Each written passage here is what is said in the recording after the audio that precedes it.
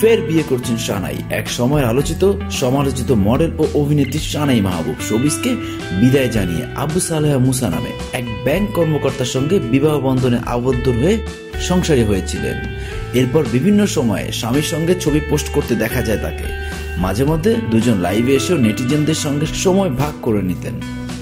রোববার 22 September Sohel F খান 45 Sweden প্রবাসী ব্যবসায়ীর সঙ্গে 1,01,00,000 টাকা দেনমোহরে তার বিবাহ সম্পন্ন হয়েছে। বিয়ের 1 বছরের মাথায় সামাজিক যোগাযোগ মাধ্যমে দাম্পত্য সমস্যা ও বিচ্ছেদের ইঙ্গিত দিয়েছিলেন। এদিকে জানা যাচ্ছে ফের বিয়ে করেছেন এই সমালোচিত নায়িকা। তবে সানাইয়ের পরিবার বলছেন বিয়ের বিষয়টি তারা জানেন না। সানাই মাহবুব বলেন, পারিবারিক জটিলতার কারণে বিয়ের বিষয়ে এখনো বিস্তারিত জানানো সম্ভব হচ্ছে না। জানুয়ারিতে আনুষ্ঠানিকভাবে হতে পারে, তখন বিস্তারিত জানাবো। বিয়েতে দেনমোহর ছিল 1,01,00,000 টাকা। তবে 1 টাকাও উসুল করা হয়নি, পুরোটাই বাকি।